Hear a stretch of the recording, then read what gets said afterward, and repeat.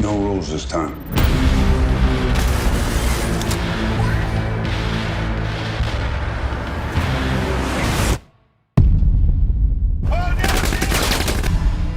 Your objective is to start a war in government.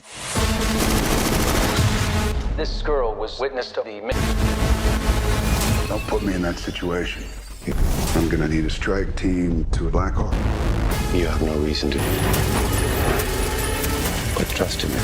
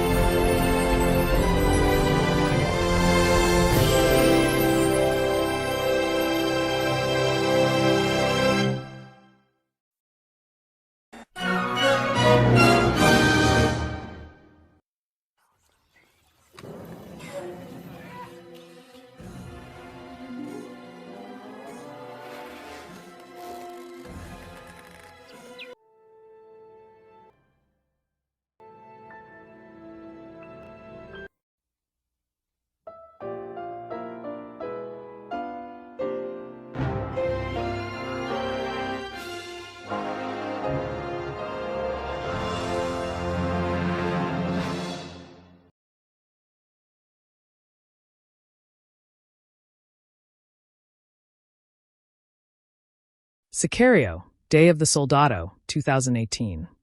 Complete film analysis and explanations. The film is directed by Stefano Sol Lima, written by Taylor Sheridan, with a runtime of 122 minutes. Produced on a budget of $35 to $45 million, the film grossed $75.8 million worldwide and carries an R rating for strong violence, bloody images, and language. Released on June 29, 2018, the cast includes Benicio del Toro as Alejandro Gillick, Josh Brolin as Matt Graver, Isabella Moner as Isabel Reyes, Jeffrey Donovan as Steve Forsing, Catherine Keener as Cynthia Fords, Matthew Modine as Secretary of Defense James Riley, and Manuel Garcia-Rulfo as Gallo. The critical reception and aggregated scores show that while the original Sicario, 2015, holds a 93% on Rotten Tomatoes, the sequel stands at approximately 71% as of early reviews. The critical consensus indicates the film received generally favorable reviews, though most agreed it was a significant step down from Denis Villeneuve's original. Variety's Peter D. Bruges described the film as tense, tough, and shockingly ruthless at times, while noting it is not the film to settle the immigration debate. The University of Washington's review gave the film 2.5 out of 5 stars, stating it is an okay script that lacks direction and lives in the shadow of its predecessor. Common Sense Media observed that the film is solid enough in its storytelling, with some inspired elements as well as some lazy ones, but that the special touches that made the original great are glaringly absent. The film opened with $19.1 million in its first weekend, outperforming expectations and surpassing the first film's wide expansion debut of $12.1 million. The complete plot synopsis begins with Act 1, the inciting incident. The film opens with a harrowing sequence showing Somali immigrants being smuggled across the U.S.-Mexico border. When Border Patrol agents intercept them, one of the migrants detonates a suicide vest, establishing the film's brutal tone immediately. Shortly after, 3 suicide bombers walk into a Kansas City grocery store and detonate their explosives. The scene is particularly disturbing as a mother pleads with one bomber to spare her young daughter's life moments before the explosion kills them both, creating an emotional devastation that drives the film's premise.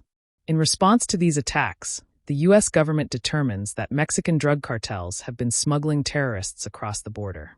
The Secretary of Defense, played by Matthew Modine, adds drug cartels to the list of terrorist organizations and gives CIA officer Matt Graver unlimited authority to combat them. Graver's mandate is chilling in its simplicity. No rules this time. Act 2 presents the false flag operation. Matt Graver, played by Josh Brolin, devises an operation to instigate a war between the major Mexican cartels. He recruits Alejandro Gillick, the former Mexican prosecutor turned assassin played by Benicio del Toro, who lost his family to cartel violence in the first film. The plan unfolds in 2 simultaneous actions. Alejandro assassinates a high-profile lawyer of the Matamoros cartel in Mexico City, while Graver's team kidnaps Isabel Reyes, the 16-year-old daughter of Carlos Reyes, the kingpin who ordered the murder of Alejandro's family. The operation is designed as a false flag. The Matamoros cartel will be blamed for the kidnapping, provoking a war between the 2 organizations that the U.S. can then exploit for strategic advantage. Isabel is taken to a safe house in Texas, where the team stages a fake DEA raid and pretends to rescue her, convincing her she was captured by the rival cartel. Act 3 details the collapse. As the team transports Isabel across the border into Mexico to complete the operation, their Mexican federal police escort turns against them in a coordinated ambush. Graver and his team kill 25 corrupt policemen to escape, a massacre that fundamentally changes the moral calculus of the mission. In the chaos of the ambush, Isabel escapes into the desert. Alejandro pursues her alone while the rest of the team returns to U.S. soil, leaving him isolated and without backup in hostile territory. The mission's premise collapses when U.S. intelligence determines that at least 2 of the Kansas City suicide bombers were domestic terrorists, not foreign nationals smuggled by cartels. To quell diplomatic tensions with Mexico, the Secretary of Defense orders the CIA to erase all evidence of American involvement, which includes killing Isabel and Alejandro. Act 4 presents the turn. Matt Graver, despite being the architect of the entire operation, warns Alejandro and orders him to kill Isabel. Alejandro refuses and goes rogue, choosing to protect the girl whose father murdered his family, creating a profound moral contradiction at the heart of his character. The 2 fugitives disguise themselves as illegal immigrants and pay human traffickers to help them cross back into the United States. At the departure point, a young Mexican-American coyote named Miguel recognizes Alejandro from a previous encounter and alerts his boss, setting in motion a tragic chain of events. Miguel is forced to shoot Alejandro in the face at close range. The gang leaves him for dead, and Miguel abandons them shortly after, his own conscience clearly troubled by what he has done. Watching via satellite, Graver believes Alejandro is dead. He leads his team to eliminate the gang and rescue Isabel. Graver then disobeys his orders, deciding to bring Isabel into U.S. witness protection rather than killing her, revealing a conscience beneath his amoral exterior. The ending shows Alejandro regaining consciousness, as the bullet passed through his cheek, leaving him with a gruesome through-and-through wound. He kills his pursuers with a grenade and disappears into the desert, presumed dead but very much alive. 1 year later, Miguel, now visibly tattooed and deeper into gang life, walks to his gang's office in a Texas mall. He opens the door and finds Alejandro waiting for him. Alejandro's final words are, "So you want to be a Sicario? Let's talk about your future." The first thematic analysis concerns the absence of a moral compass. The most significant difference between Sicario and Day of the Soldado is the removal of Emily Blunt's character, Kate Macer, who served as the audience's surrogate in the original film. In the original, Kate was an ethical FBI agent thrust into a world where moral lines were deliberately blurred. Her presence forced viewers to constantly question whether the ends justified the means, providing an essential ethical framework. The first film is about the moral boundaries that are broken to achieve an individual's own sense of justice.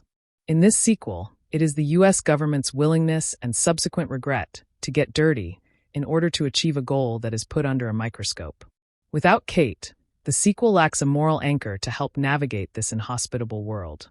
The audience is left just watching events play out without a clear ethical framework to guide their emotional responses. Movie Guide's review observes that questions of morality go unchecked without the presence of Emily Blunt's character. Without these complicated character dynamics, the new Sicario lacks the complexity and substance of its predecessor, becoming a more conventional action thriller. The second thematic analysis concerns the banality of state-sanctioned terror. The film draws a deliberate parallel between cartel violence and American state violence, suggesting that the distinction is largely rhetorical. One critic notes that the film makes heavy-handed allusions to the U.S. government being its own form of terrorism when they literally define the word terrorism on screen. This intellectual move forces viewers to confront uncomfortable equivalencies. This theme crystallizes in two key moments. First, the airstrike on the lawyer's family, where Alejandro forces a target to watch via phone as his family is obliterated from the sky, mirroring his own trauma. Second, the highway massacre where American operatives slaughter 25 Mexican policemen in cold blood. The film asks uncomfortable questions. When the U.S. government kills to achieve its objectives, what distinguishes that from the cartel's actions? The answer the film suggests is very little, except for who is telling the story and which side holds the cameras. The third thematic analysis concerns the searcher's narrative, specifically redemption through the child. Multiple critics have noted the film's deliberate homage to John Ford's classic western The Searchers, which provides a deeper cultural context. There is a blink-and-you-miss-it shot in which Del Toro steps through a blind peasant's doorway that confirms the connection to Ford's masterpiece. This visual reference signals the film's ambitions to operate within a grand cinematic tradition.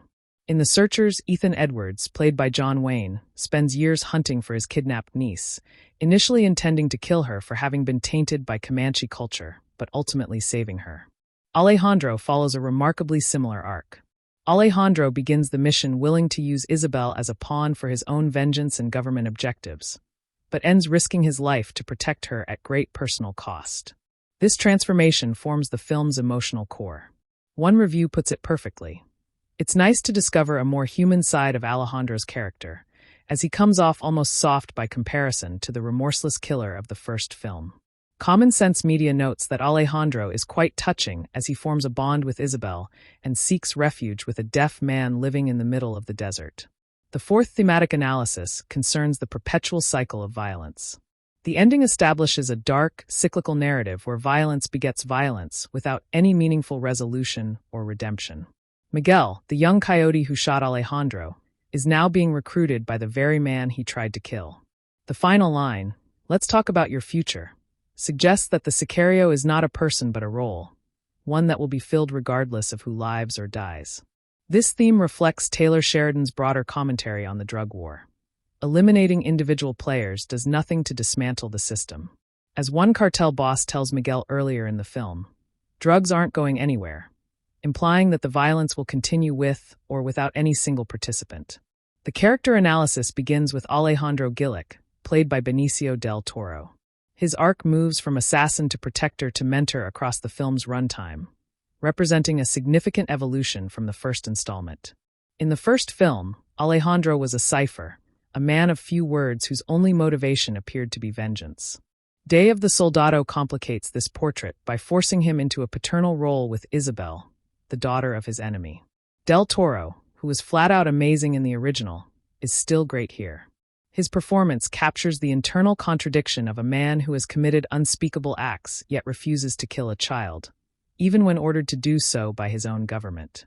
The facial wound he sustains at the end, the bullet through the cheek, serves as a permanent physical marker of his transformation. He is literally and metaphorically scarred by his choice to protect rather than destroy, wearing his moral decision on his face. Matt Graver, played by Josh Brolin, follows an arc from operative to conscience-stricken operator. Brolin's Graver is a more complex figure than in the first film. Initially presented as the amoral cowboy who doesn't follow orders particularly well. Brolin deserves some kind of MVP award for the past 12 months, writes Variety, noting he reveals the conscience beneath this unflinching samurai's thick leather hide, which is the last thing you would expect to find in such a hardened character. Graver's critical moment comes when he disobeys the Secretary of Defense's order to kill Isabel. This act of insubordination mirrors Alejandro's refusal, suggesting that even the system's most loyal servants have limits they will not cross, no matter the consequences. Isabel Reyes, played by Isabella Moner, follows an arc from pawn to survivor to humanizing force. She is more than a typical kidnapped victim character, introduced as tough and resourceful, getting into a physical fight with a classmate and refusing to be intimidated. Her first 2 scenes establish her as a force to be reckoned with, someone who will not simply wait to be rescued or victimized. Her function in the narrative is to humanize Alejandro and reveal the man he once was. Through his protection of Isabel, viewers see the father Alejandro once was, and the man he might have continued to be if his family had not been murdered. She becomes the mirror that reflects his lost humanity back at him. Miguel Hernandez, played by Elijah Rodriguez, represents the recruitment pipeline of cartel violence. His arc moves from innocent to perpetrator to potential recruit, illustrating how the system creates criminals rather than eliminating them.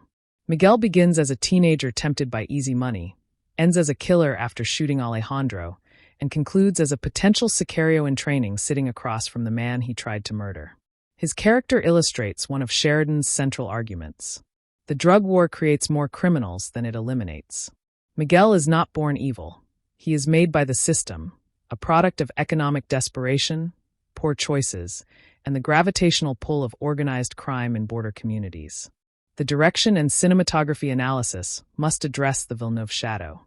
The single greatest challenge facing Day of the Soldado is the absence of Denis Villeneuve, who directed the original film with masterful precision.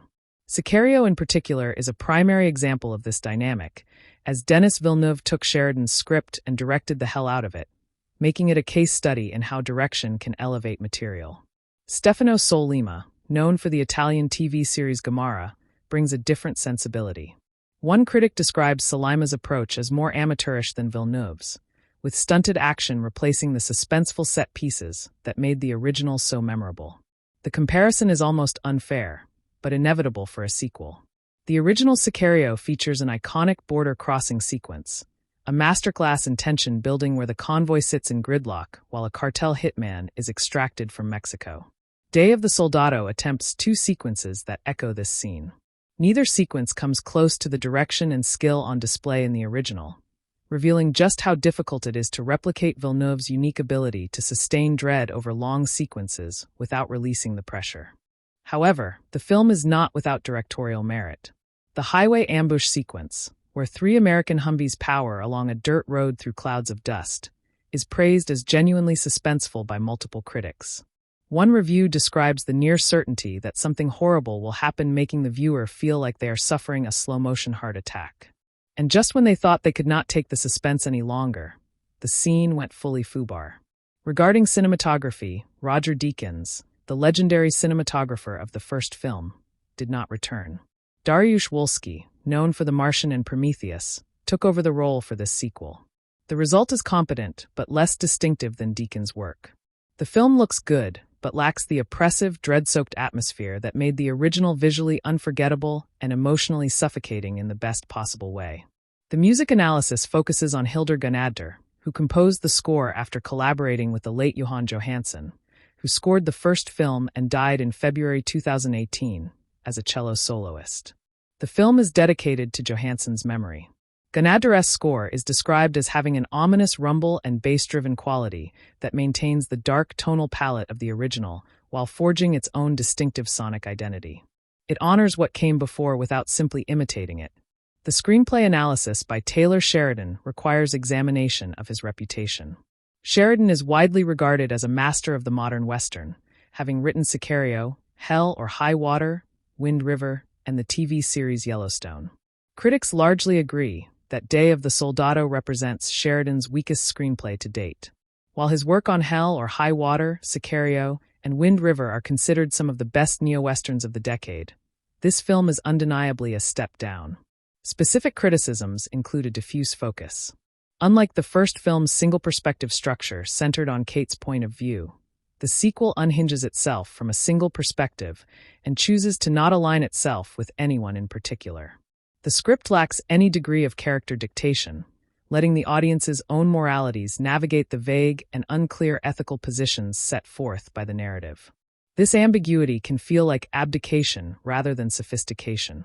One review notes at least one wild stretch of logic to tie the story threads together, which may jolt viewers out of the story and remind them they are watching a constructed narrative rather than experiencing organic events. Questions of patriotism and immorality are worth exploring, but they are buried so far into the violent action scenes that they are easy to miss amid the gunfire and explosions. However, not all assessments are negative. Variety's critic argues that Sheridan's schemes do not always make sense, but Sollima and the cast commit to them with such conviction that it genuinely feels like they are justified in the moment. The film also succeeds in setting up a potential franchise. It sets up a world of possibilities for elaborating on a complex conflict far too rich to be resolved in 2 hours' time, leaving audiences wanting more rather than feeling satisfied. The violence and content analysis reveals the MPAA rated the film are for strong violence, bloody images, and language. The specific violent content includes suicide bombings in a grocery store, including a mother and young daughter killed together. A man is forced to watch his family die via airstrike, seen from distance as a building explodes. A shootout between U.S. military and Somali pirates includes blood spray. The highway massacre of 25 corrupt policemen features extensive blood splatters. A point-blank headshot kills a teenager. The through-and-through cheek wound Alejandro sustains remains visible for the remainder of the film. A teenage girl fistfight includes punches, scratches, and bruises. A helicopter gunship slaughters a cartel convoy.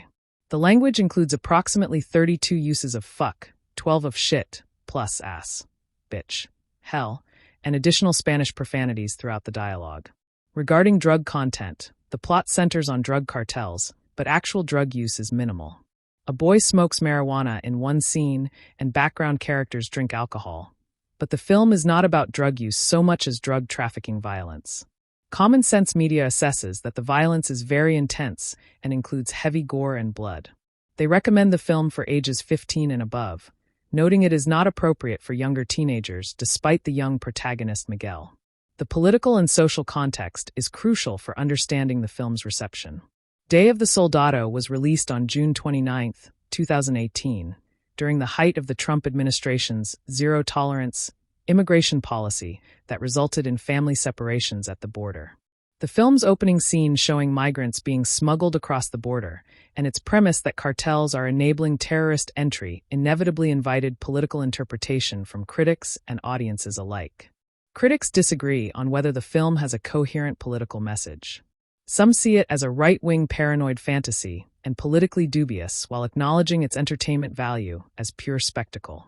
Others argue the film is apolitical, noting it validates and emboldens certain federal policies, but does not explicitly endorse them. The film is not taking sides so much as exploring the consequences of certain approaches. Variety's take is that this is not the film to settle the immigration debate. The film is much too smart to think that a border wall will solve anything, but downright risible in its own might-makes-right politics that ultimately endorse violence as solution. Rather than endorsing any specific policy, the film seems to argue that the drug war is unwinnable through current means. State violence is morally indistinguishable from cartel violence. The system perpetuates itself regardless of individual actions.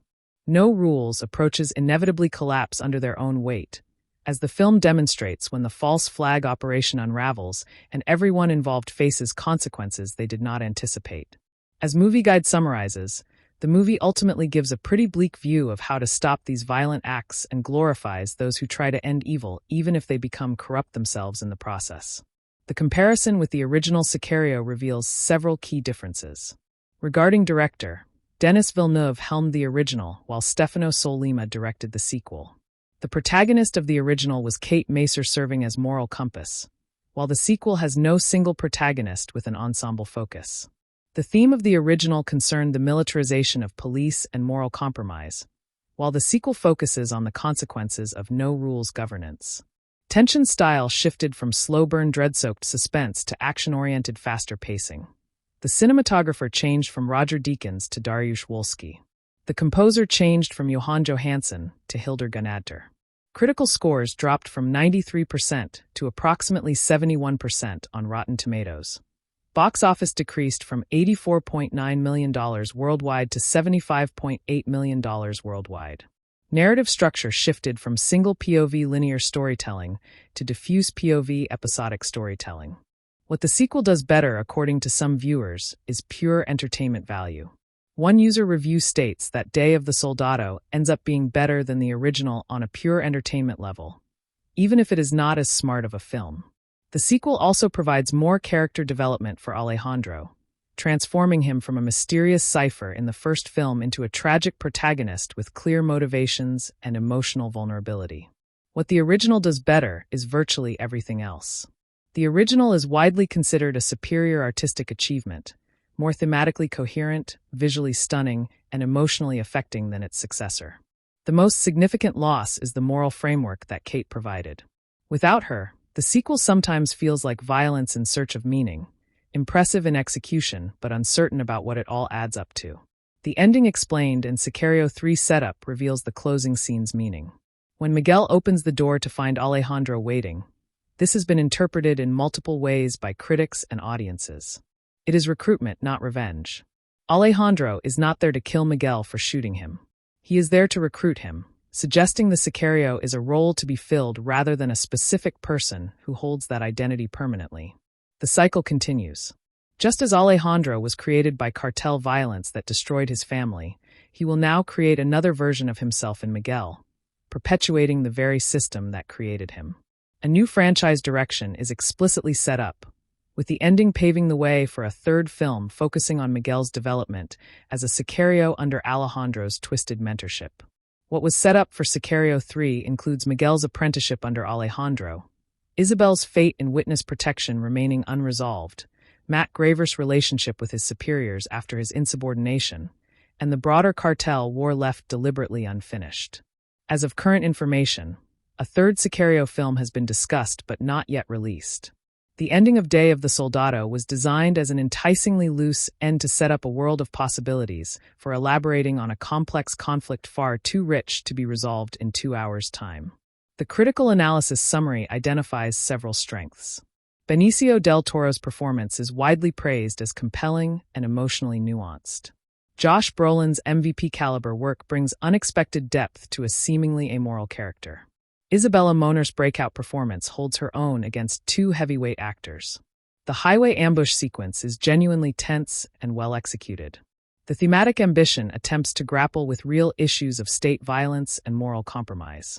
Weaknesses include the absence of a moral anchor with no character to ground the audience's perspective. Inferior direction, as Soldado cannot match Villeneuve's mastery of tension. Convoluted plot logic with stretches of convenience that strain credibility. Underdeveloped themes have moral questions buried under excessive violence. Excessive gore sometimes feels gratuitous rather than purposeful, numbing the audience rather than illuminating the story's concerns. The final verdict from major outlets includes Variety's Critics' Pick designation, calling the film tense, tough, and shockingly ruthless. The University of Washington gave 2.5 out of 5 stars for an okay script that lacks direction. Common Sense Media gave 3 out of 5 stars, finding the film solid enough, but noting the special touches are absent. Movie Guide deemed the violence and language excessive and unacceptable. User reviews on IMDb called it a right-wing paranoid fantasy, but plenty entertaining. The final analysis addresses whether the film is worth watching. Day of the Soldado is a deeply flawed but intermittently powerful film that struggles to escape the shadow of its predecessor in almost every aspect. Watch it if you are invested in Alejandro's character and want to see his arc continue. Watch it if you enjoy Taylor Sheridan's gritty modern Western aesthetic. Watch it if you can tolerate extreme violence in service of thematic storytelling.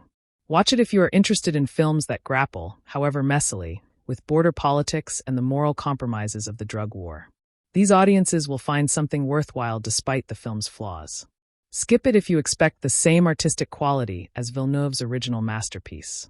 Skip it if you need a clear moral framework to enjoy violent cinema. Skip it if you are sensitive to depictions of suicide bombings or child endangerment. The bottom line is that Day of the Soldado is a competent action thriller that occasionally rises to the level of its predecessor, but more often settles for being entertaining rather than profound. It is a film of good intentions and uneven execution. It asks important questions, but does not quite trust its audience to sit with the answers, frequently cutting away from moral complexity to return to gunfire and explosions.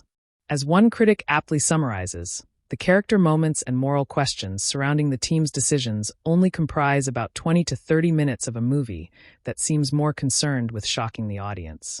The film is worth watching for Del Toro's performance alone, as he brings depth and tragedy to what could have been a one-note killing machine. But temper your expectations, and do not expect the masterpiece that the original Sicario remains in the canon of modern action cinema. Sicario, Day of the Soldado, 2018. The film deliberately strips away the procedural realism of the first movie to embrace a more mythological and operatic tone. Taylor Sheridan's screenplay operates less like a political thriller and more like a dark fairy tale about the monsters created by state violence. The absence of Emily Blunt's Kate Macer is not merely a casting choice, but a philosophical statement about the audience's own moral dislocation. Without a surrogate to ask, is this right? Viewers are forced to navigate the ethical abyss alongside Alejandro and Graver. This narrative strategy risks alienating those who need a clear hero, but it rewards those willing to sit with ambiguity. The film suggests that in the modern drug war, there are no innocent witnesses, only participants of varying degrees of guilt. Every character, from the Secretary of Defense to the teenage Coyote Miguel, is complicit in a system that rewards cruelty. The Kansas City bombing that opens the film is not shown as a political statement, but as a raw, visceral wound that justifies any subsequent atrocity. Sheridan understands that fear is the engine of authoritarian overreach, and he uses that fear masterfully. The decision to make the bombers domestic rather than foreign is a cynical twist that undermines the entire premise of the War on Terror. That revelation comes too late for the 25 Mexican policemen slaughtered on the highway, and the film refuses to mourn them individually. This coldness is intentional, mirroring the way governments view collateral damage as statistics rather than souls. The movie asks whether Alejandro's redemption through Isabel is genuine or merely another form of self-delusion, and it leaves that question deliberately unanswered. The film deliberately strips away the procedural realism of the first movie to embrace a more mythological and operatic tone. Taylor Sheridan's screenplay operates less like a political thriller and more like a dark fairy tale about the monsters created by state violence. The absence of Emily Blunt's Kate Macer is not merely a casting choice, but a philosophical statement about the audience's own moral dislocation. Without a surrogate to ask, is this right? Viewers are forced to navigate the ethical abyss alongside Alejandro and Graver. This narrative strategy risks alienating those who need a clear hero, but it rewards those willing to sit with ambiguity. The film suggests that in the modern drug war, there are no innocent witnesses, only participants of varying degrees of guilt. Every character, from the Secretary of Defense to the teenage Coyote Miguel, is complicit in a system that rewards cruelty. The Kansas City bombing that opens the film is not shown as a political statement, but as a raw, visceral wound that justifies any subsequent atrocity. Sheridan understands that fear is the engine of authoritarian overreach, and he uses that fear masterfully. The decision to make the bombers domestic rather than foreign is a cynical twist that undermines the entire premise of the War on Terror. That revelation comes too late for the 25 Mexican policemen slaughtered on the highway, and the film refuses to mourn them individually. This coldness is intentional, mirroring the way governments view collateral damage as statistics rather than souls. The movie asks whether Alejandro's redemption through Isabel is genuine or merely another form of self-delusion, and it leaves that question deliberately unanswered. The character of Isabel Reyes functions as a mirror for both Alejandro and the audience's own capacity for empathy.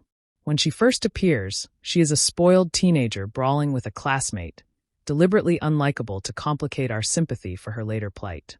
Sheridan refuses to make her a passive victim, giving her agency even when bound and terrified in the back of a CIA vehicle. Her fight for survival in the desert after escaping the ambush is a miniature odyssey that tests her resourcefulness against a hostile environment. The deaf man who shelters her and Alejandro represents the possibility of neutrality in a world that demands allegiance, a silent witness to violence who asks nothing in return. Isabel's gradual softening toward Alejandro is not Stockholm Syndrome, but a recognition of shared trauma, as both have lost fathers to the cartel war. When she finally calls him Alejandro instead of Sicario, the film marks a subtle shift in power dynamics between captor and captive. Her ability to speak English and Spanish fluently allows her to navigate both American and Mexican identities, a privilege that becomes a survival tool. The film never resolves whether she will return to her cartel father or remain in witness protection, leaving her fate as an open question for future installments. This ambiguity protects her from becoming a mere plot device, preserving her humanity beyond her function. In Alejandro's redemption arc, Isabel's relationship with Graver is equally complex, as he initially sees her as expendable but ultimately risks his career to save her. The moment she spits in a cartel lieutenant's face demonstrates that her courage is not borrowed from the male characters, but intrinsic to her own fierce nature.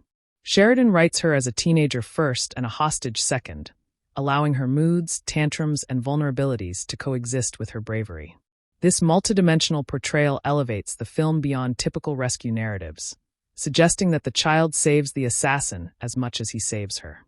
The highway ambush sequence represents Stefano Sollimi's finest achievement as a director, channeling the chaos of modern warfare into coherent visual storytelling. The scene begins with an almost unbearable tension as the convoy of Humvees kicks up dust along a remote Mexican road, the camera lingering on faces that betray no emotion. When the Mexican federal police turn their weapons on the Americans, the betrayal is instantaneous and devastating, forcing Graver's team into a desperate firefight without cover. The choreography of the shootout emphasizes the brutality of close-quarters combat, with bodies crumpling and blood spraying across white uniforms. Sollima uses wide shots to show the tactical geometry of the battle, then cuts to tight close-ups of individual soldiers, making split-second life-or-death decisions. The sound design amplifies every gunshot and scream, creating an immersive cacophony that disorients the viewer as thoroughly as the characters. Alejandro's decision to pursue Isabel into the desert rather than stay with the team is visually rendered as a solitary figure disappearing into an infinite landscape. The aftermath shows Graver and his men standing among dozens of corpses, their faces blank with the particular exhaustion that follows survival rather than victory. No music plays during the massacre, only the mechanical sounds of weapons reloading and the distant cries of wounded men. This absence of a score denies the audience any emotional manipulation, forcing us to witness the violence in its raw, unvarnished reality. The sequence lasts nearly 10 minutes, an eternity in action cinema, and each second adds weight to the moral cost of Graver's operation. When the survivors finally drive away, leaving the dead behind, the film cuts to a silent shot of the empty highway under a merciless sun. This image lingers long after the scene ends, a reminder that violence in Sheridan's world has no redemption, only consequences. Matt Graver's moral evolution is the film's most quietly devastating arc, as Josh Brolin transforms a stock CIA cowboy into a man haunted by his own efficiency. In the first film, Graver was a source of dark comic relief, cracking jokes while orchestrating extrajudicial killings, his charm masking a hollow core. Here, the jokes fade as the body count rises, and Brolin's performance reveals a weariness that suggests decades of compromised ethics finally taking their toll. His phone call with the Secretary of Defense, where he receives the order to kill Isabel and Alejandro, is a masterclass in subtext, with every pause and hesitation conveying unspoken rebellion. When he warns Alejandro of the kill order, Graver commits an act of treason that he knows will end his career, yet he does it without hesitation or self-congratulation. The film wisely avoids giving him a heroic speech about his change of heart, allowing his actions to speak louder than any dialogue could. His decision to bring Isabel into witness protection is not presented as redemption, but as a single decent choice in a lifetime of indecent ones. The contrast between Graver and the Secretary of Defense, who remains safely behind a desk while ordering deaths, underscores the film's critique of remote control warfare. Catherine Keener's Cynthia Fords represents a different kind of complicity, a bureaucrat who enables violence through paperwork rather than pulling triggers herself. Graver's final scene, watching Alejandro's satellite feed with a mixture of relief and dread, suggests that his insubordination has not solved anything, but merely postponed the inevitable. The character ends the film not as a hero or a villain, but as a man who has finally discovered the limits of his own loyalty to the state. This ambiguity is more honest than a tidy redemption arc, acknowledging that moral progress is rarely linear and never complete.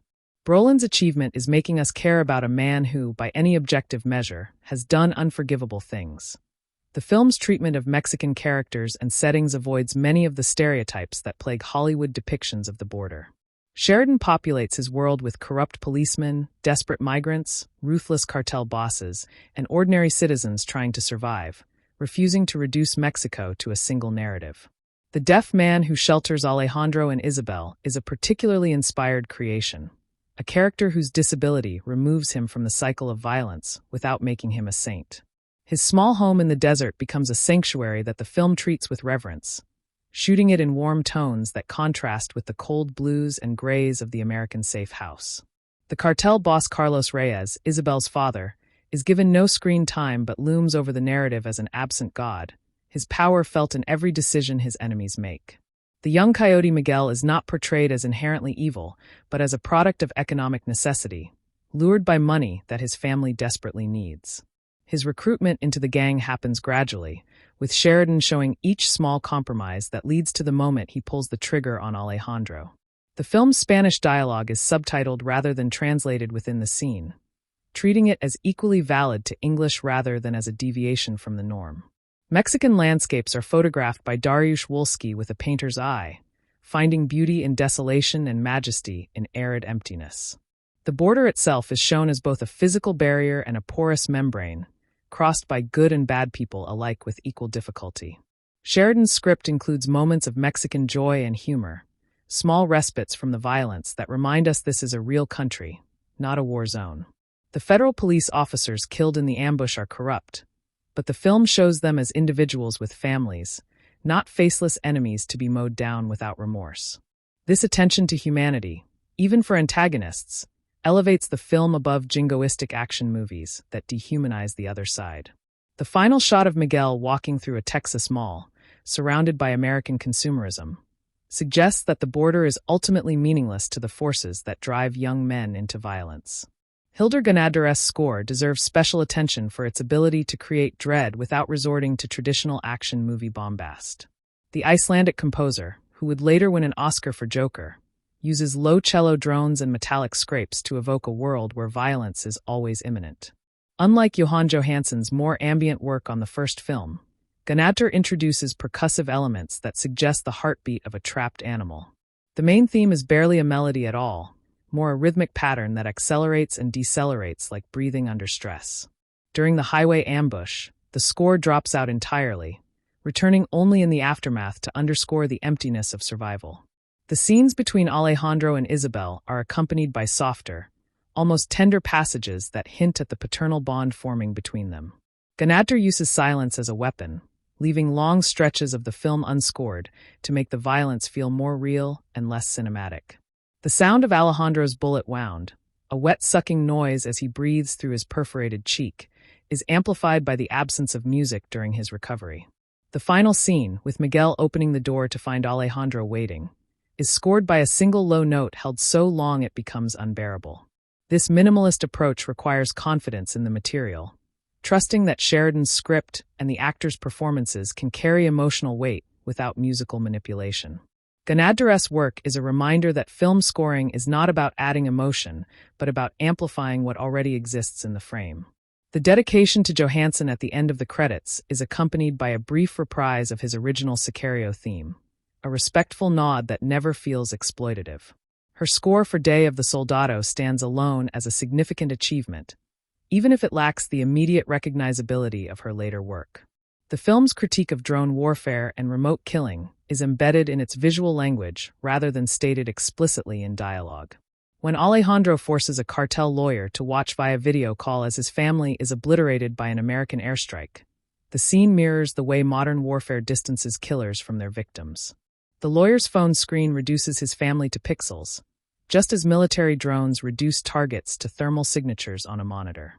Alejandro's act is revenge, but the film implicates the American government in the same dehumanizing technology, as the airstrike was authorized by the same officials who later order Isabel's death. The Secretary of Defense watches satellite footage of the highway massacre from the safety of Washington, D.C., sipping coffee while men die thousands of miles away. This distance allows him to order the elimination of Alejandro and Isabel without ever seeing their faces or hearing their voices. Graver, by contrast, is forced to witness the consequences of his orders in person, which is precisely why he develops a conscience that his superiors lack.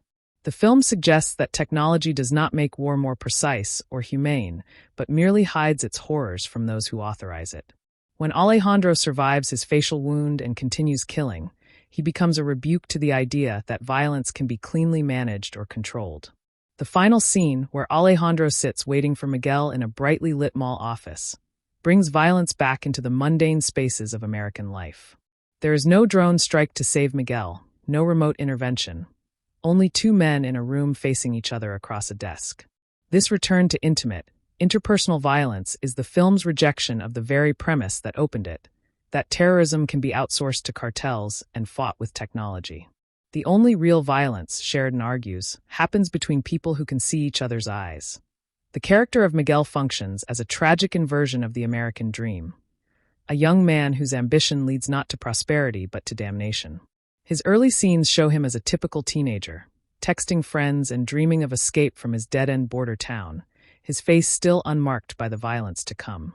The moment he recognizes Alejandro from a previous cartel encounter, his choice to inform his boss seals his fate, setting in motion the chain of events that ends with a gun in his hand.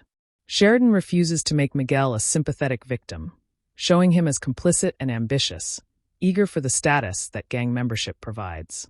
His shooting of Alejandro is not an act of cruelty but of cowardice, a teenager following orders because he is too frightened to refuse.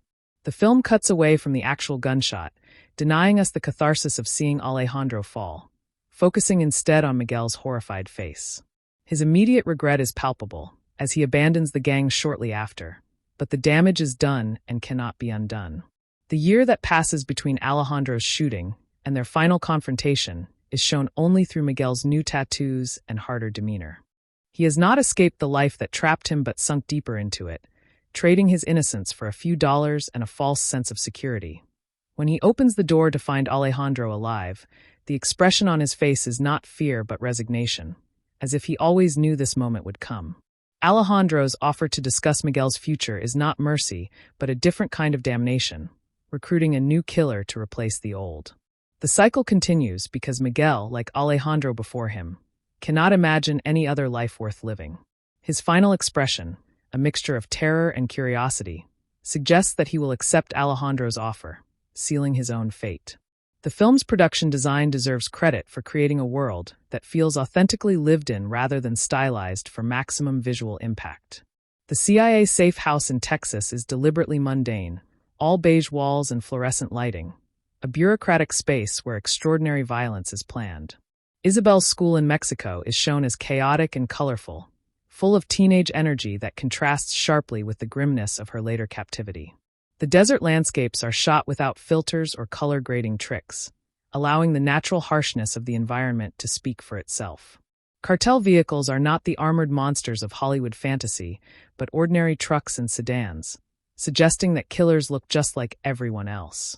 The grocery store where the Kansas City bombing occurs is painfully ordinary, a space of domestic routine transformed into a charnel house in seconds. Alejandro's wardrobe evolves throughout the film, starting with tailored suits befitting an assassin and ending with bloodstained rags that mark his descent into animal survival. Miguel's gradual adoption of gang fashion, from baggy jeans to full tattoos, charts his loss of innocence through costume changes alone. The deaf man's home is decorated with simple, handmade objects that speak to a life lived outside the consumer economy, a deliberate contrast to the American mall of the final scene. The film avoids the blue-orange color palette that dominates modern action cinema, opting for a more naturalistic approach that makes violence feel documentary real. Even the blood effects are handled with restraint, the gore present but not lingered upon, as if the filmmakers trust the audience to imagine the worst. This commitment to visual honesty extends to the actors' appearances, with Del Toro's facial wound practical effects that hold up under close scrutiny. The production design never calls attention to itself, which is precisely why it works, immersing viewers in a world that feels true even at its most extreme. Taylor Sheridan's dialogue in this film is more sparse and economical than in his previous work, trusting actors to communicate through silence and gesture. Alejandro speaks fewer than 200 words in the entire runtime, yet Del Toro conveys entire emotional universes through slight shifts in his expression. When Graver orders him to kill Isabel, Alejandro's response is a single word: no. That refusal carries the weight of his entire character arc, from vengeance to protection, in 2 letters. Isabel's dialogue shifts from bratty demands to quiet questions as her captivity continues, her vocabulary shrinking as her vulnerability grows. The Secretary of Defense speaks in the bureaucratic jargon of power, using words like collateral and assets to distance himself from the human consequences of his orders. Graver's humor, so present in the first film, has dried up almost entirely, replaced by curt commands and exhausted sighs that suggest a man running on empty. The film's most devastating line is spoken by the mother in the Kansas City grocery store, begging the bomber to spare her daughter's life. Her words go unheard, and the film never returns to her, making her plea an unanswered prayer that haunts the rest of the narrative. Sheridan includes Spanish dialogue without subtitles in several scenes, trusting that non-Spanish speakers will understand meaning from context and performance. The deaf man communicates through written notes and gestures, his silence a refuge from the endless noise of the cartel war. When Alejandro finally speaks to Miguel in the final scene, his words are a question about the future, the only kind of question the film allows itself. The dialogue throughout is functional rather than poetic, serving the story without drawing attention to its own cleverness. This restraint is admirable, even if it means the film lacks the quotable lines that made Hell or High Water so memorable. The film's pacing deliberately frustrates audience expectations, refusing to deliver action set pieces at predictable intervals. Long stretches of the runtime are devoted to characters driving in silence, staring at maps, or waiting for orders that may never come. These interstitial moments are where the film's true tension resides, as the dread of impending violence often exceeds the violence itself. The kidnapping of Isabel takes nearly 20 minutes to plan and execute, with Sheridan and Sollima milking every possible moment of suspense before the action begins. Once the violence erupts, it is swift and brutal, over in seconds, leaving the audience breathless and disoriented. This rhythm mimics the actual experience of combat, where hours of boredom are punctuated by moments of sheer terror. The film's middle section, following Isabel's escape into the desert, slows to a crawl as she and Alejandro trudge through the heat, their suffering measured in footsteps rather than explosions. Some critics found this pacing indulgent, but it is essential to the film's thematic argument that violence is not entertainment but endurance. The final confrontation between Alejandro and Miguel takes place entirely off-screen, the most important moment of the film hidden from view. This refusal to show the recruitment is a bold choice, leaving the audience to imagine what Alejandro might say to the boy who shot him. The credits roll over a silent, static shot of the mall where Miguel entered and never left, a final refusal to provide closure or catharsis. Viewers trained on conventional action movies may find this frustrating, but that frustration is the film's point, a mirror of the character's own inability to escape their circumstances. The opening suicide bombing in the Kansas City grocery store functions as the film's thesis statement about the randomness of modern terror. Sheridan chooses to show this violence from the perspective of ordinary shoppers, not from a detached news report or a government briefing room. The mother pleading for her daughter's life becomes the film's most haunting image, a face we never see again but cannot forget. This sequence establishes that terrorism in Sheridan's world is not a political abstraction, but a visceral, intimate horror that shatters mundane routines. Unlike the first film's slow-burn tension, this sequel opens with its most shocking moment, immediately disorienting the audience. The decision to show the bombers as young, seemingly ordinary men denies viewers the comfort of identifying terrorists as foreign monsters. Their domestic origins, revealed later in the film, retroactively complicate this opening scene, suggesting that evil has no single nationality. The grocery store setting is deliberately banal, a space where families buy milk and bread, now transformed into a battlefield. Sheridan refuses to show the explosion itself, cutting away at the last moment, forcing our imagination to supply the worst details. This restraint is characteristic of the film's approach to violence, suggesting that what we cannot see is often more disturbing than what we can. The sound design for this sequence emphasizes the mundane sounds of shopping, beeping scanners, and rustling plastic, before the silence that follows the blast. That silence, the absence of screams or music, becomes its own statement about the numbing effect of repeated atrocity. The film never explains the bombers' motivations, refusing to dignify their violence with a political rationale or a sympathetic backstory. This opacity is a risk, as some viewers may feel the film uses terrorism as mere provocation rather than genuine exploration. Yet the ambiguity forces us to sit with the act itself, stripped of context, a raw wound that the rest of the narrative will struggle to address. The character of Steve Forsing, played by Jeffrey Donovan, deserves closer examination as the film's representation of unthinking loyalty. Unlike Graver, who develops a conscience, Forsing remains a weapon pointed at whatever target his superiors designate, asking no questions. His few lines of dialogue are almost entirely tactical, focused on logistics and execution rather than morality or doubt. Donovan plays him with a chilling cheerfulness, as if the violence he commits is just another day at the office. The contrast between Forsing and Graver becomes more pronounced as the film progresses, with the subordinate never wavering in his commitment to the mission. When Graver disobeys the order to kill Isabel, Forsing follows without hesitation, his loyalty to his commander outweighing his loyalty to protocol. This flexibility suggests that Forsing is not a mindless brute, but a man who has chosen to outsource his conscience to those above him. His willingness to slaughter 25 policemen alongside Graver demonstrates that his moral limits are set by others, not by any internal compass. The film denies Forsing a redemption arc or a moment of doubt, keeping him as a constant, reliable instrument of state violence. This refusal to humanize him is itself a statement about the banality of evil, the way ordinary people become killers through simple obedience. Forsing's final scene, standing watch while Graver arranges witness protection for Isabel, shows him as a silent guardian rather than an executioner. Yet the film offers no guarantee that he would not have pulled the trigger if Graver had given a different order. His character serves as a warning about the dangers of professionalized violence, where killing becomes a skill rather than a choice. Donovan's performance is a masterclass in playing a character defined by what he lacks, a conscience, rather than by any positive traits. The film's use of satellite and drone footage creates a visual language of surveillance that distances viewers from the violence even as we witness it. When the Secretary of Defense watches the highway massacre from Washington, the grainy thermal imagery reduces men to white blobs on a black screen. This aesthetic choice mirrors the actual experience of modern warfare, where killers sit in air-conditioned rooms thousands of miles from their targets. The film cuts between this remote perspective and Graver's ground-level view, creating a dialogue between two ways of seeing violence. The satellite footage is always slightly out of sync with the action, a delay that suggests the gap between decision and consequence. Alejandro's airstrike on the lawyer's family is shown first as a satellite image of an exploding building, then as the lawyer's reaction on his phone screen.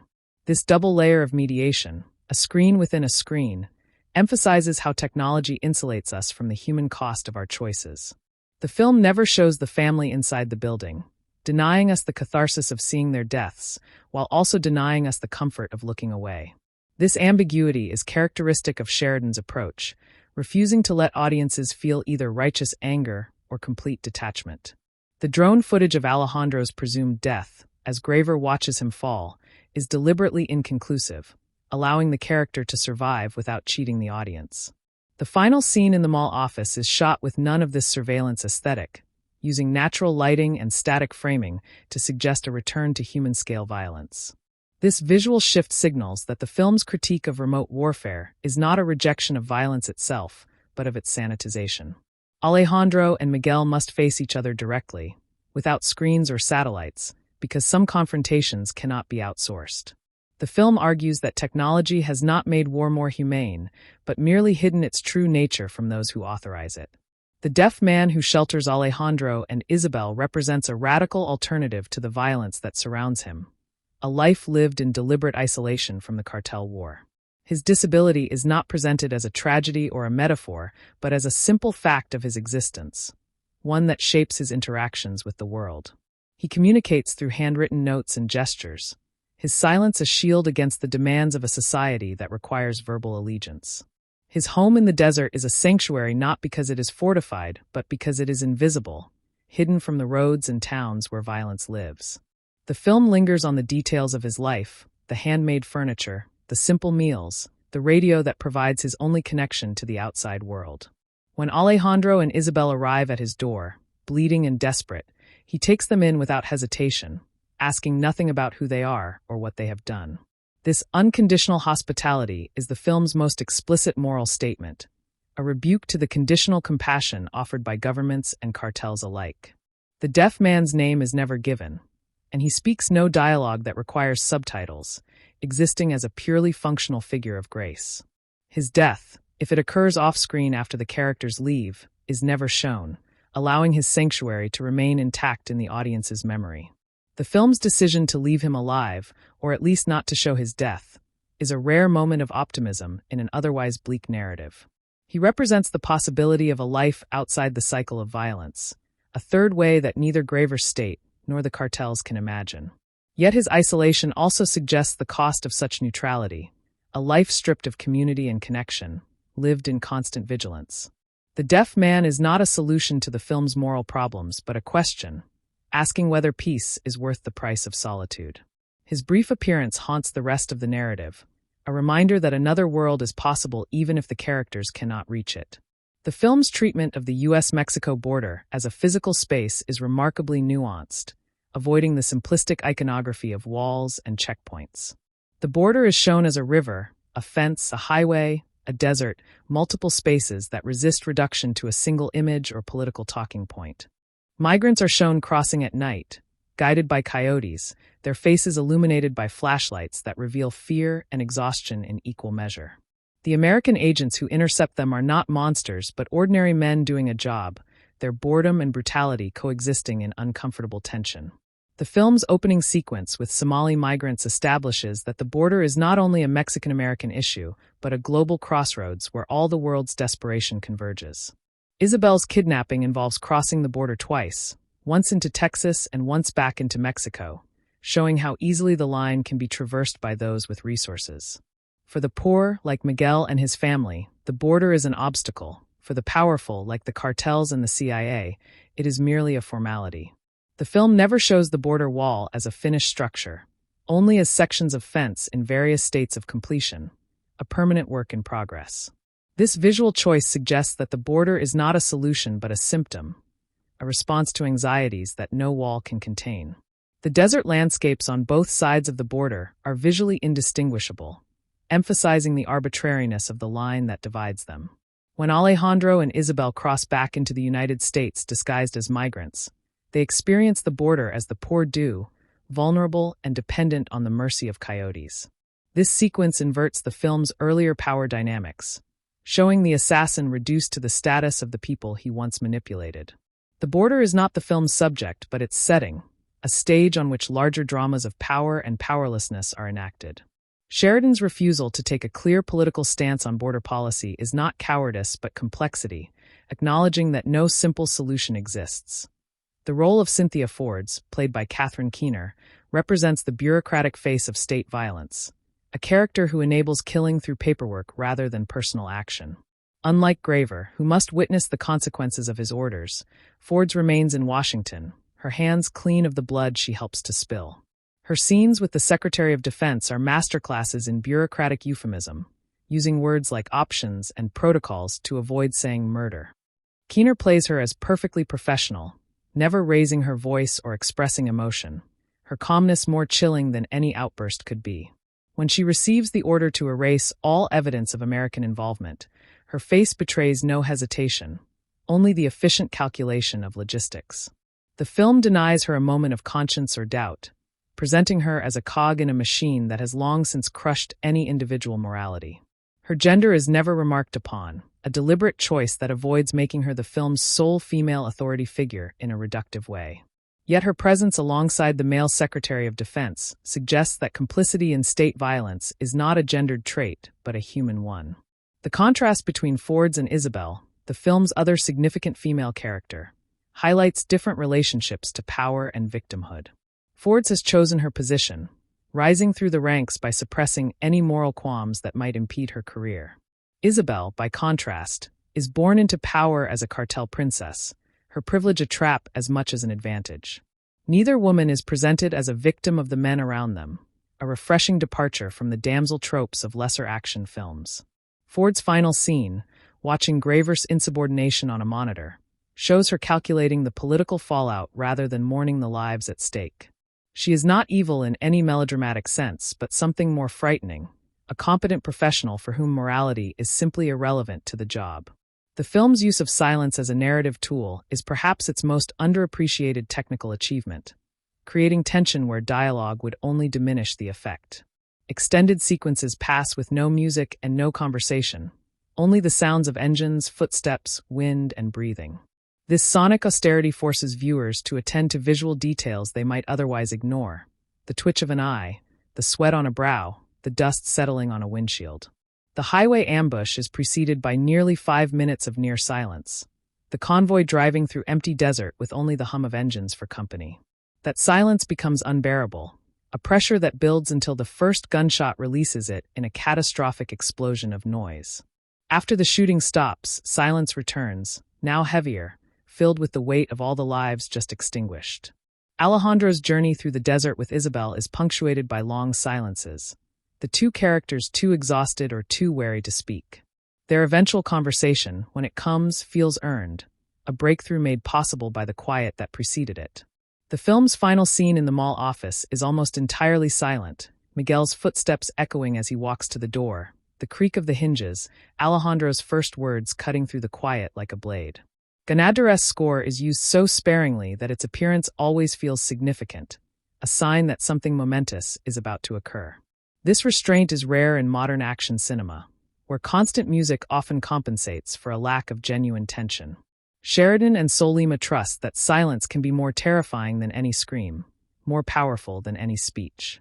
The film's most devastating moment, the mother's plea in the grocery store, is heard but not seen, her words hanging in silence before the blast. That silence after her final word is the film's true thesis, the emptiness left behind when violence has taken everything else. The moral ambiguity of Alejandro's decision to protect Isabel rather than kill her is the film's central philosophical problem, defying easy categorization as redemption or selfishness. He refuses the kill order not because he has become a good man, but because he recognizes himself in the girl, a child orphaned by cartel violence. His own daughter was killed in the first film, and Isabel becomes a surrogate for that loss, a chance to save someone he could not save before. Yet his protection of her is also an act of defiance against Graver and the government that used him as a weapon. There is something possessive in his care for Isabel, a refusal to let anyone else decide her fate, even if that decision is the right one. The film never shows Alejandro expressing remorse for his past killings, suggesting that his transformation is partial at best. He remains capable of extreme violence, killing the gang members who attack them without hesitation or apparent guilt. His survival of the facial wound is not a miracle, but a brute fact of biology, a bullet that missed its target by millimeters. When he appears in the final scene to recruit Miguel, he has not become a mentor but a recruiter, perpetuating the cycle that created him. This ending undercuts any easy reading of Alejandro as redeemed, suggesting that he has simply found a new way to express his old violence. The film refuses to tell us whether his care for Isabel was genuine or merely a detour on the road to damnation. This ambiguity is frustrating by design, forcing viewers to decide for themselves what Alejandro's arc means. Some will see a man who found his humanity too late. Others will see a monster who briefly wore a mask of decency. The film supports both readings equally, a testament to its commitment to moral complexity over easy answers. The cinematography of Dariusz Wolski deserves comparison to Roger Deakins' work on the original, not as a competition, but as a study in different approaches. Deakins' Sicario was defined by its use of shadow and silhouette, characters often half visible, their intentions as obscured as their faces.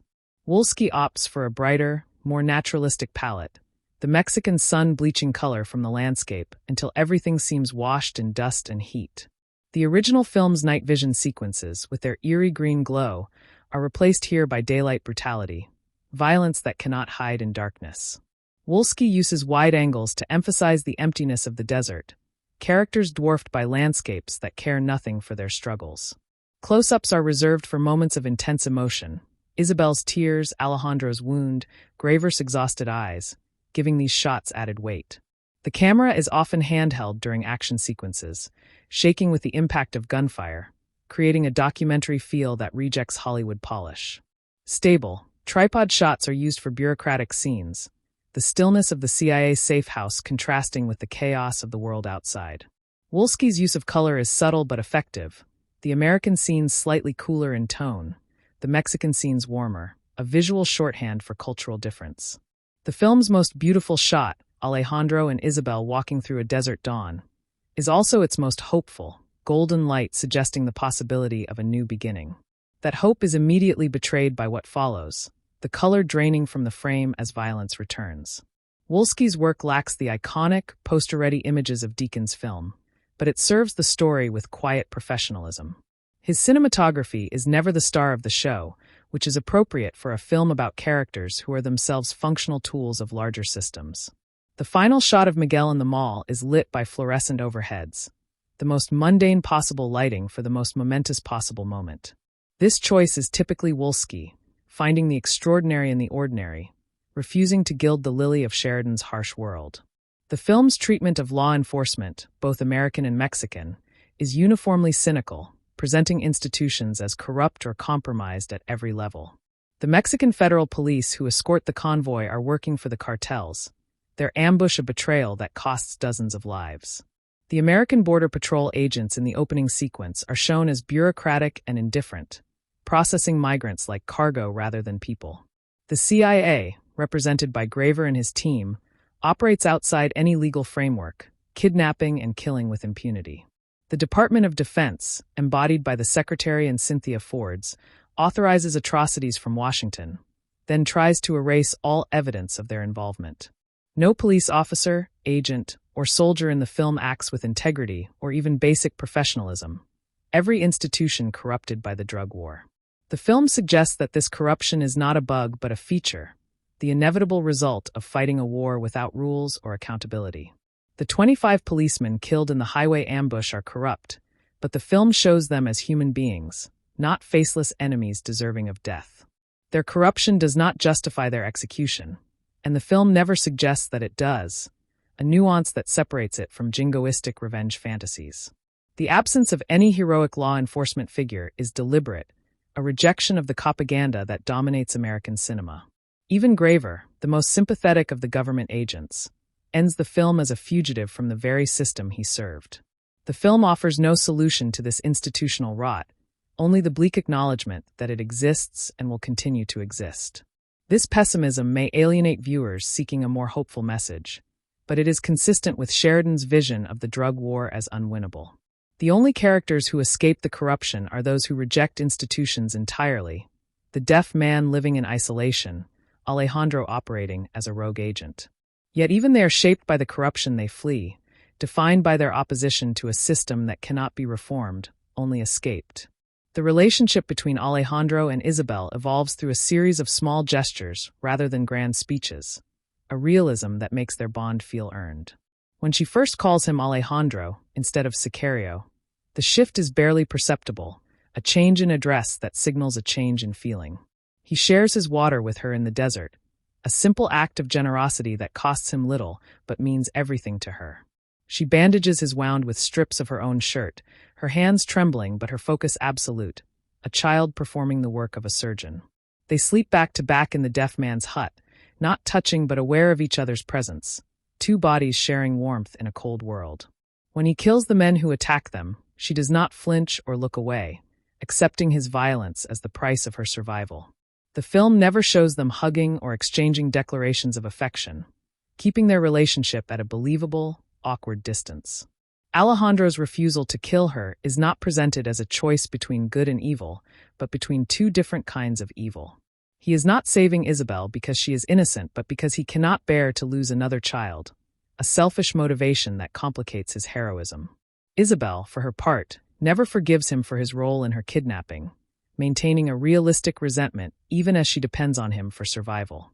Their final scene together, before he sends her into witness protection, is muted, a hand on a shoulder, a nod, an understanding that words could only spoil. The film's decision to separate them, rather than unite them as a surrogate family, is a rejection of Hollywood sentimentality. They are not father and daughter, but two damaged people who helped each other survive, then went their separate ways. This ambiguity is more truthful than a tidy, happy ending, acknowledging that trauma does not produce love, but something stranger and less nameable. The film's sound design, supervised by Alan Robert Murray, creates an immersive auditory environment that places viewers inside the character's physical experience. Every gunshot has a distinct acoustic signature, from the crack of a sniper rifle to the chatter of automatic weapons, each telling its own story. The sound of Alejandro's facial wound, a wet, sucking noise as he breathes through the hole in his cheek, is almost unbearable to hear.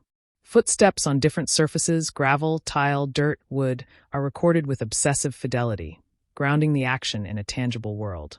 The desert wind is a constant presence, a low howl that underscores every outdoor scene, a reminder of nature's indifference to human drama. The mall in the final scene is filled with the ambient sounds of consumer life, music, footsteps, distant conversations, a world going about its business unaware of the violence about to occur. The silence after the Kansas City bombing is broken by the sound of a single fire alarm, ringing pointlessly in an empty building. Vehicle engines are recorded from inside the cabin, the rumble of the Humvees creating a bass vibration that viewers can feel in their chests. The film avoids the common practice of adding gun cocking sounds to every weapon movement, reserving those effects for when weapons are actually being prepared to fire. This restraint prevents the sound design from becoming a parody of itself, keeping it grounded in observable reality rather than cinematic convention. The mix prioritizes clarity over volume, ensuring that every sound can be distinguished even in the chaos of the ambush scenes. Dialogue is never drowned out by effects, a sign of respect for Sheridan's sparse but crucial words.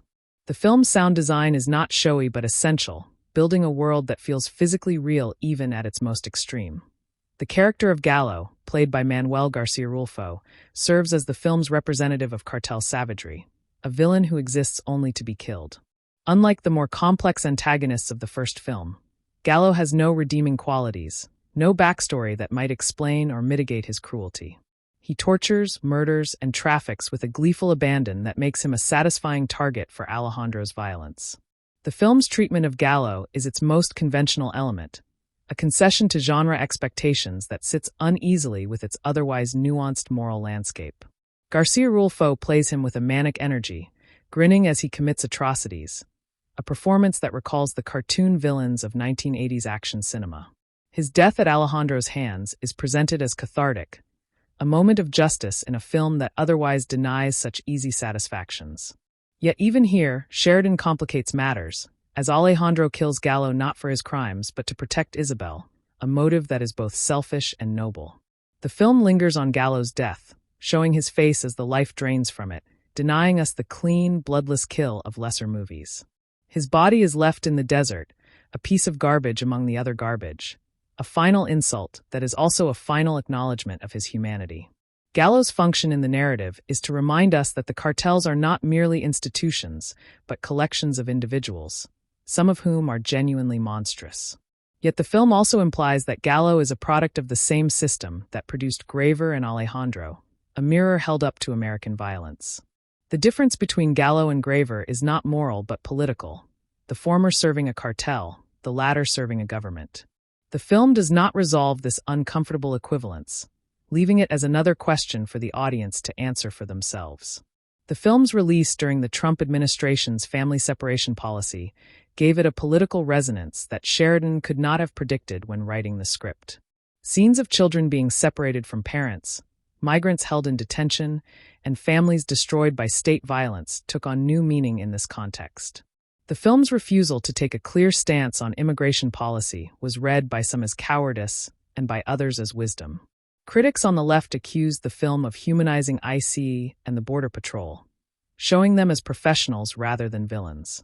Critics on the right accused the film of sympathizing with cartels and migrants, undermining the rule of law at a moment of crisis. Sheridan himself has said that the film is not about politics but about character, a claim that seems disingenuous given the subject matter. Yet the film's actual politics are so muddled that it is possible to read it as both pro and anti-enforcement, depending on one's perspective. The opening sequence with Somali migrants could be read as a warning about terrorist infiltration or as a plea for migrant dignity.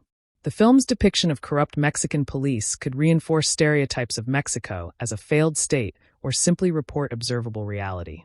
The decision to make the Kansas City bombers domestic rather than foreign undermines the film's own premise, suggesting that the cartel terrorist link is a fantasy. This twist is so damaging to the narrative that some critics have called it a narrative cheat, a way to have it both ways. Yet it is also the film's most honest moment, admitting that the fear driving the plot was never justified by the facts. The film ends not with a solution to the border crisis, but with a recognition that no solution exists, only endless cycles of violence. This pessimism is not a political position but a philosophical one, a rejection of the idea that politics can solve problems rooted in human nature. The film's editing, by Matthew Newman, deserves recognition for its ability to balance multiple narrative threads without losing coherence or momentum. The cross-cutting between Alejandro's assassination in Mexico City and Isabel's kidnapping in Texas is a model of parallel action, each sequence informing the other. Newman allows scenes to breathe, holding on reaction shots long enough for actors to convey complex emotions without dialogue. The highway ambush is edited with a rhythmic precision that mimics the chaos of combat while remaining legible to the audience. Cutaways to satellite footage are inserted at key moments, reminding viewers of the larger forces observing and controlling the action. The film avoids the modern trend of rapid, disorienting editing during action sequences, opting for longer takes that show spatial relationships clearly. Newman's use of match cuts, linking images across different locations, creates thematic connections that dialogue could not achieve. The transition from the grocery store bombing to the Pentagon briefing room is a match cut on a door closing, linking domestic terror to state response. The final scene's pacing is deliberately slow, Newman holding on Miguel's walk through the mall long after the audience knows what awaits him. This patience is a risk, as some viewers may grow impatient, but it pays off in the scene's devastating impact. The film's runtime of 122 minutes feels earned, every scene contributing to character or theme rather than simply padding the length. Newman trims dialogue to its essentials, trusting that audiences will understand subtext without explicit explanation. The result is a film that feels tight without feeling rushed, expansive without feeling indulgent. His work on the sequel is less showy than on the original, but it serves the material with quiet professionalism. The film's approach to violence is distinguished by its refusal to aestheticize or glorify the suffering it depicts. Bullets do not create elegant sprays of blood but messy, ugly wounds that leak and stain and refuse to be ignored. Bodies do not fall dramatically but crumple awkwardly, limbs splayed at angles that suggest the absence of consciousness rather than the poetry of death. The aftermath of violence is shown in unflinching detail, corpses lying where they fell, blood pooling on concrete, flies beginning to gather. Alejandro's facial wound is not a cool scar but a ragged hole that leaks saliva and blood, a constant reminder of his vulnerability. The film denies viewers the catharsis of a final shootout or a triumphant victory, ending instead on a quiet conversation in an office. Even the most justified killings, the slaughter of the corrupt policeman, are shown as exhausting and traumatic rather than exhilarating. The sound design for violence emphasizes the wetness of bodies being penetrated, the grunt of a man as the air leaves his lungs, the crack of bone.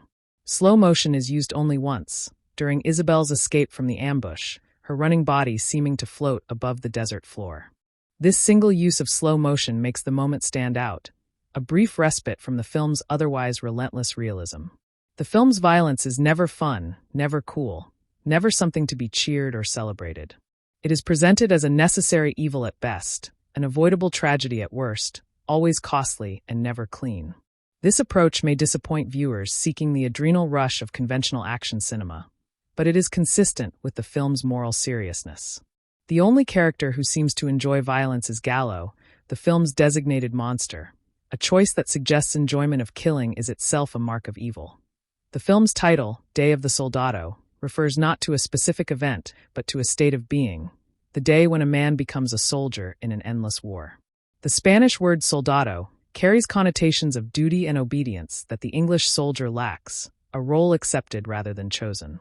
Alejandro is a soldado of no nation, serving only his own vengeance until Isabel gives him a new cause to serve. Miguel becomes a soldado at the film's end, not through any formal enlistment, but through Alejandro's informal recruitment. The title suggests that the film is not about individuals, but about the process by which ordinary people become instruments of violence. Every character in the film is a soldado of something, the state, the cartel, revenge, survival, with no one escaping this role. The original Sicario title referred to a hitman, an assassin for hire, a figure outside the law. Day of the Soldado expands this focus from the individual to the system, asking not who kills, but why killing becomes a career. The film's Spanish title, Sicario, Dia del Soldado, emphasizes the continuity between the two films while marking a shift in theme. A Sicario kills for money or power, a Soldado kills for a cause, however debased that cause may be. Alejandro's transformation from Sicario to Soldado is the film's central character arc, a shift from selfish violence to something that looks like service. Yet the film questions whether this transformation is an improvement, as the Soldado is even more easily manipulated than the Sicario. The state uses Alejandro as a weapon, then tries to discard him, the same fate that awaits any soldier when the war ends. The title's promise of a day suggests a temporary condition, a moment of crisis that will pass, leaving the Soldado to return to civilian life.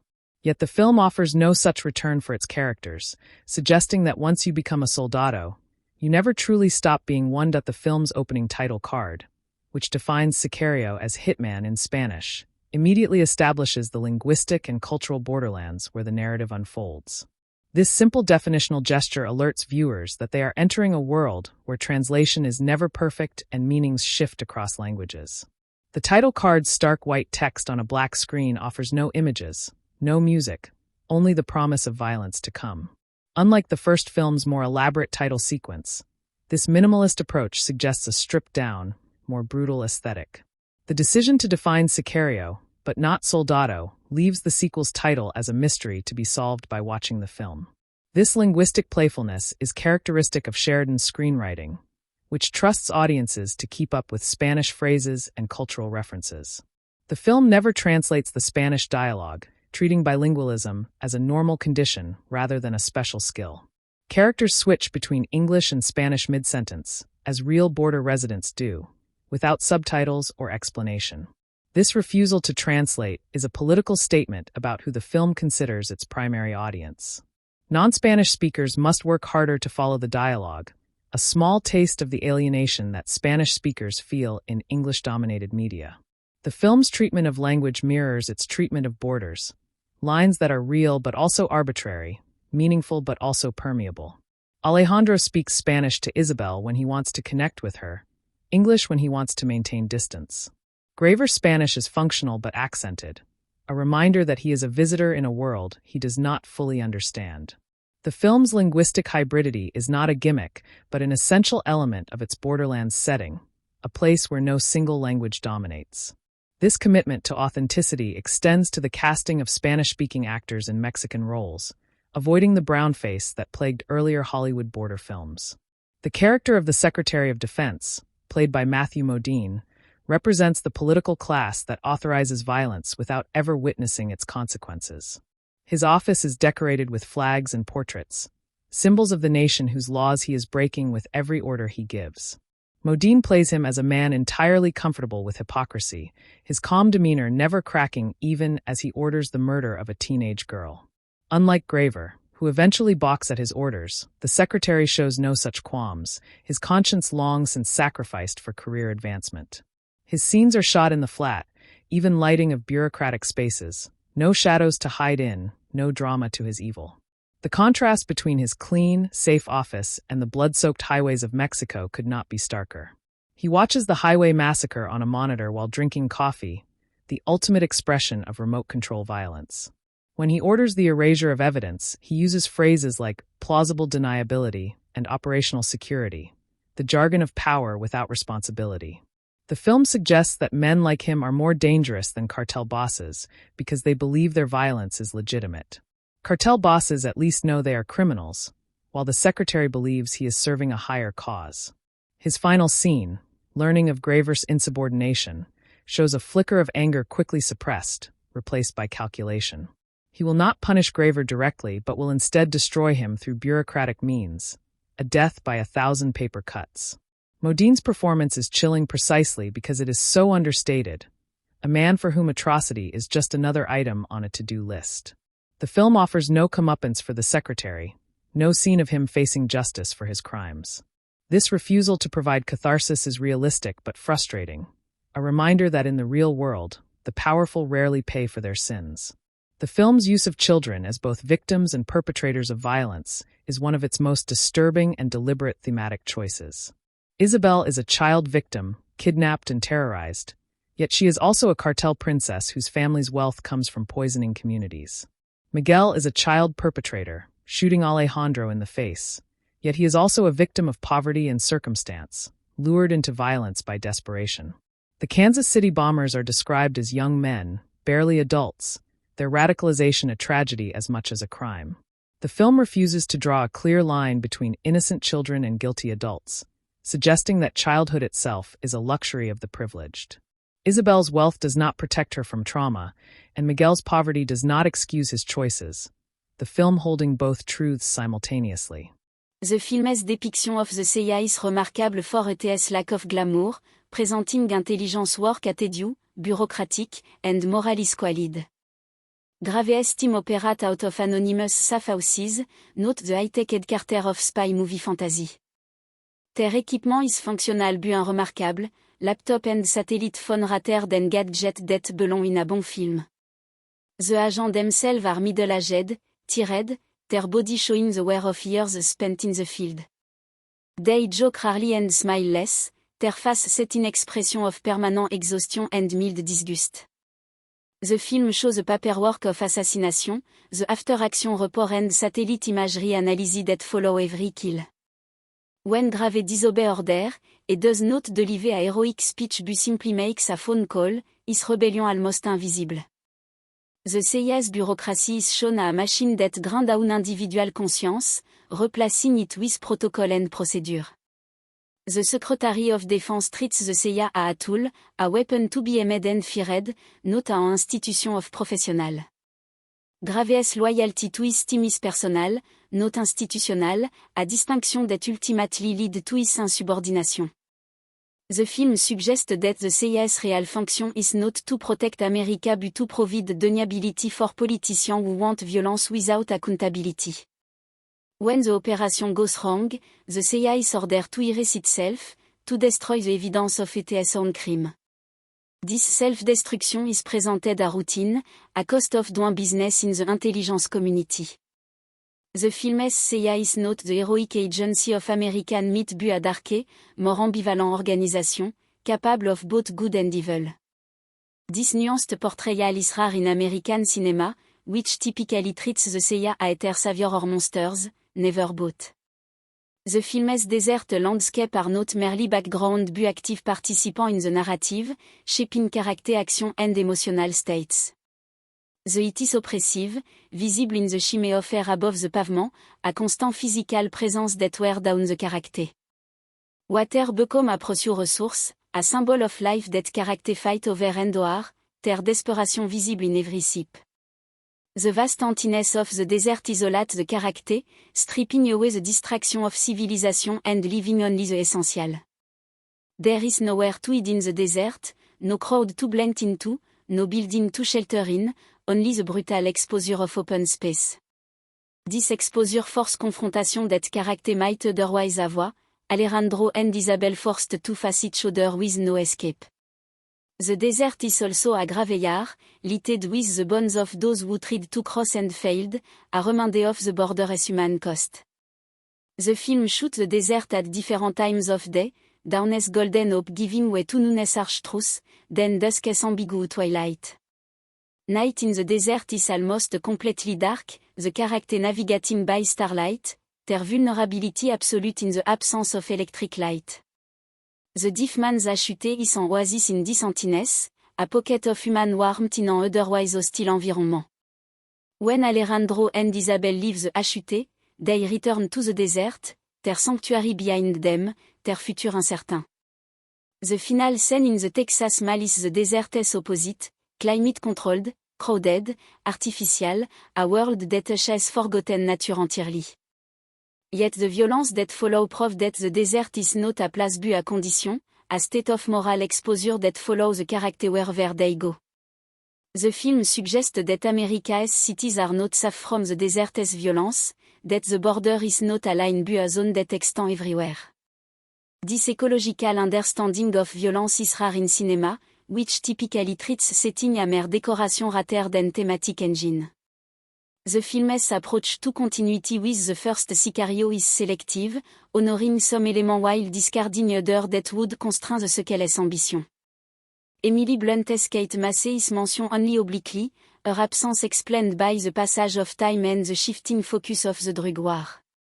The first film's moral framework, embodied by Kate, is explicitly rejected by the sequel's no rule promise.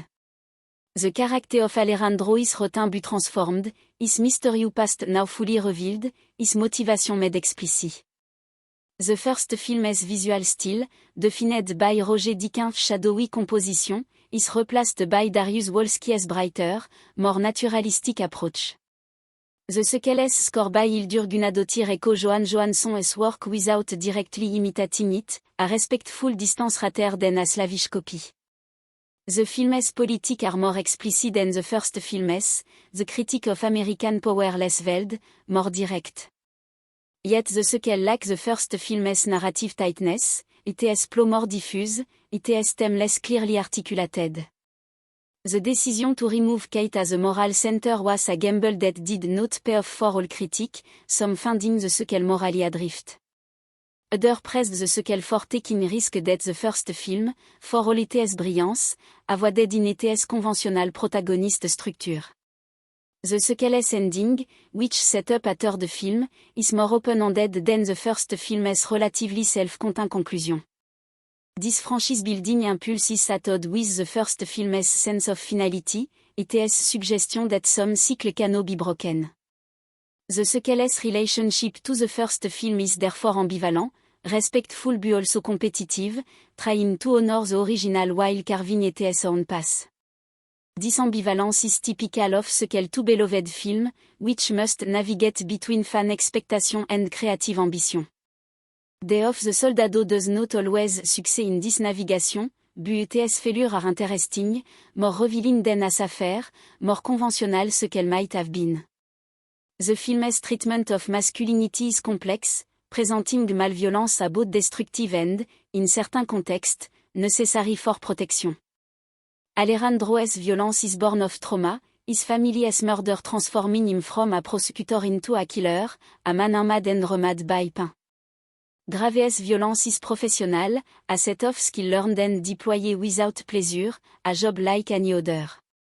The Secretary of Defense's violence is abstract, authorized from a distance, untouched by the blooded spill, a masculinity of paperwork and phone calls.